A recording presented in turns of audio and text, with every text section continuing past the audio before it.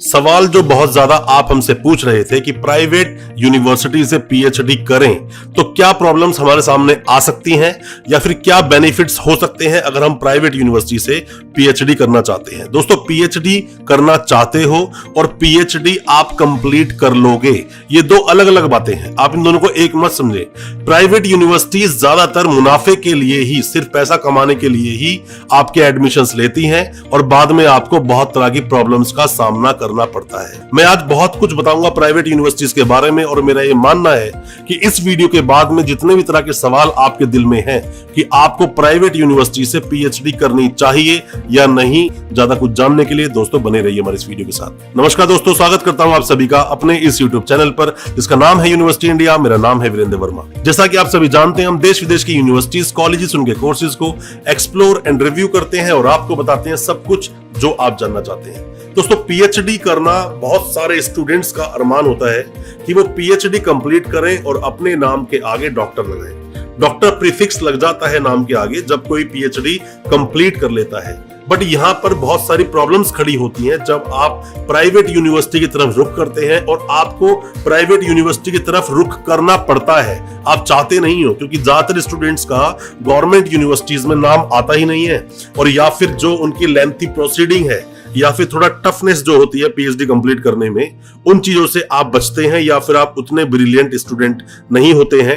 इन्हीं चीजों का फायदा उठाती है प्राइवेट यूनिवर्सिटीज। प्राइवेट यूनिवर्सिटी से आप अगर एडमिशन लेना चाहते हैं, कुछ बातों का आपको विशेष रूप से ध्यान रखना चाहिए। सबसे पहली बात तो आप ये समझ दोस्तों कि फीस में तो डिफरेंस होता ही है। आप प्राइवेट यूनिवर्सिटी से करोगे, फीस ज्यादा होती है, और ज्यादा क्या, बहुत ज्यादा फीस भी होती है कई सारी प्राइवेट यूनिवर्सिटीज की। बट आपका बजट स्टार्ट होना चाहिए कम से कम 2.5 लाख रुपए से। 3 साल की कंप्लीट कोर्स की मैं फीस आपको बता रहा हूं, 2.5 लाख, इसको आप एक मिनिमम फीस मान सकते हैं कंप्लीट पीएचडी की। जो पूरे कोर्स का एक ड्यूरेशन बनता है, उस कंप्लीट कोर्स की फीस 2.5 लाख मिनिमम होगी। ये बढ़ सकती है एज पर द स्ट्रीम्स। आप योगा में करना चाहें, फार्मास्यूटिकल में करना चाहें, लॉ में करना चाहें, एजुकेशन में करना चाहें, या फिर टेक्निकल किसी भी सब्जेक्ट में आप करना चाहें, उसकी फीस अलग अलग हो सकती है, वेरिएशंस हो सकते हैं। दोस्तों, ये आपने अक्सर देखा होगा कि ज्यादातर प्राइवेट यूनिवर्सिटीज में एडमिशंस चलते ही रहते हैं, मतलब 365 दिन वो एडमिशन लेते रहते हैं। तो क्या ऐसा प्राइवेट यूनिवर्सिटीज कर सकती हैं? दोस्तों, देखा जाए तो सभी प्राइवेट यूनिवर्सिटीज के पास लिमिटेड सीट्स होती हैं, पर ये एडमिशन लेते हैं बहुत ज्यादा। आप कुछ इस तरह समझिए कि मान लीजिए किसी भी यूनिवर्सिटी ने 1000 टोटल एडमिशन लिए पीएचडी में जब भी इन्होंने अपना एंट्रेंस कंडक्ट करवाया। हालांकि उतने गाइड इनके पास होते नहीं है। अब आपने एडमिशन ले लिया तो एडमिशन करने के बाद पहले ही साल में काफी सारे स्टूडेंट्स ड्रॉप आउट हो जाते हैं, मतलब कि वो अब पीएचडी को कंटिन्यू करना नहीं चाहते या वो कर नहीं पा रहे हैं। पहले साल में काफी सारे ड्रॉप आउट हो जाते हैं। सेकेंड ईयर तक जो लोग पहुंचते हैं, रिसर्च वर्क इतना टफ कर देते हैं ये प्राइवेट यूनिवर्सिटी वाले उनके लिए, और गाइड भी पूरी तरह से उनको सपोर्ट नहीं करता, मदद नहीं करता, जिसकी वजह से उनका भी कुछ दिल खट्टा सा हो जाता है और वो लोग भी इस कोर्स को आगे कंप्लीट करना नहीं चाहते, और जो फीस दे दी है वो फीस इनकी डूब जाती है। और जितने स्टूडेंट्स आगे तक पहुंच पाते हैं अच्छे से रिसर्च करके और आगे तक पहुंचते हैं, तो भी उनको इजीली डिग्री अवार्ड नहीं होती, और अगर अवार्ड का नंबर आ भी गया, कॉन्वोकेशन हो भी गया, तो वहां से पहले तो इन लोगों को मिलती है सिर्फ प्रोविजनल डिग्री। और काफी सारे स्टूडेंट्स सिर्फ प्रोविजनल डिग्री के ऊपर ही अपने आप को डिपेंड रखते हैं, और ये यूनिवर्सिटीज ओरिजिनल डिग्री जो होती है, मेन डिग्री जो होती है, वो इनको अवार्ड टाइम से करती नहीं है। बहुत सारे ऐसे कंसल्टेंट, जिन कंसल्टेंट्स के द्वारा आपने एडमिशन लिया, काफी कंसल्टेंट्स को तो खुद यूनिवर्सिटी कुछ समझती नहीं। एडमिशन तो ले लिया, जब तक जरूरत थी तब तक ठीक था, एडमिशन लेने के बाद में खुद कंसल्टेंट की ही इंसल्ट करना या फिर गलत तरीके से उनकी बेइज्जती करना शुरू कर देते हैं स्टूडेंट के सामने। और स्टूडेंट को क्योंकि कंसल्टेंट सही तरीके से चला रहा होता है, उनको बता रहा होता है कि कब फीस देनी है, कब नहीं, और किस तरह से आप पूरी प्रोसीडिंग को करें, और काफी सारे स्टूडेंट्स अपने कंसल्टेंट को ही ओवरटेक करके आगे बढ़ते हैं और बाद में प्रॉब्लम होती है, उनके साथ हेल्पिंग हैंड कोई नहीं होता। आप किसी भी प्राइवेट यूनिवर्सिटी से अपना पीएचडी कर रहे हैं या फिर आप कंसल्टेंट हैं, परेशानियां आपको आ रही हैं, आप हमसे कांटेक्ट करें, हो सकता है हम आपकी उसमें कोई मदद कर सके। बट सभी स्टूडेंट्स को एक हेल्पिंग हैंड की जरूरत पड़ती है, क्योंकि पीएचडी में बहुत सारी चीजें होती हैं जो टाइम टाइम करनी होती हैं, बहुत सारे अपडेट्स होते हैं जो आप तक नहीं पहुंच पाते हैं, और सही तरह से यूनिवर्सिटी के बारे में डिटेल में आपका कंसल्टेंट ही जानता है। तो बेहतर होगा कि आप उससे सब चीजों की इंफॉर्मेशन टाइम टू टाइम लेते रहें। दोस्तों, अगर ये वीडियो वीडियो आपको अच्छा लग रहा है तो अभी वीडियो को लाइक करें ताकि हमें और मोटिवेशन मिल सके, हमें प्रोत्साहन मिलता है और अच्छी वीडियोस आपके लेकर आने के लिए। और आप अगर पहली बार आए हमारे चैनल पर, अभी चैनल को सब्सक्राइब करें ताकि इसी तरह की एजुकेशनल वीडियोस आप तक पहुंच सके सबसे पहले। हमेशा यूनिवर्सिटीज आपको कहेंगे कि आप अपनी पूरी पेमेंट 1 साल के बाद, मतलब जैसे ही 1.5 साल लगभग आपका पहुंचा, ये लोग चाहते हैं कि आप इनकी पूरी फीस इनको जमा कर दें, मतलब पूरी कंप्लीट कोर्स की जो फीस है पूरी फीस दे दें, जबकि ये गलती आपको करनी नहीं चाहिए। और आप में से जो भी कोई कहीं से भी पीएचडी कर रहा है तो आपके पास अपनी पेमेंट की रसीदें होना बहुत जरूरी है।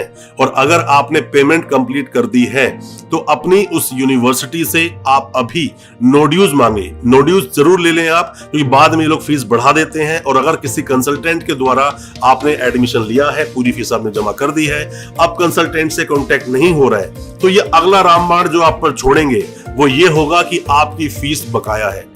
अगर आपके पास रसीदें होंगी तो आप इनको दिखा सकते हो कि आपकी फीस इतनी है, इतनी पेमेंट मैंने जमा की है, ये उसकी रसीद है। क्योंकि हमेशा ये सोचते हैं किसी भी तरह से सारी गलतियां कंसल्टेंट के निकालकर आपसे फीस दोबारा से ऐंठी जाए। आप इनकी इन बातों में ना फंसे, बेहतर होगा नो ड्यूज ले लें और फीस की रसीद ले लें। और जो आपका कंसल्टेंट है, कंसल्टेंट को सिर्फ उसकी कंसल्टेंसी उसको दें जिसके लिए वो आपकी मदद करेगा, जिसके लिए आपको हेल्प करेगा, वो कंसल्टेंसी ही सिर्फ दें, बाकी सब चीजें ना दें। यही जो प्राइवेट यूनिवर्सिटीज हैं आपकी रिसर्च में इतनी सारी प्रॉब्लम्स क्रिएट करते हैं, इतने ज्यादा रोड़े अटका देते हैं कि काफी सारे स्टूडेंट्स अपने आप को पहले से ही डिमोटिवेट करके और एडमिशन से पीछे हट जाते हैं, मतलब कोर्स को कंप्लीट करना चाहते नहीं। यूनिवर्सिटीज की स्ट्रेटेजी क्या होती है, प्लानिंग क्या होती है कि पहले साल में ही आपने एडमिशन लिया और अब आप ड्रॉप आउट कर गए तो वो फीस फ्री फंड की यूनिवर्सिटी को मिल जाती है।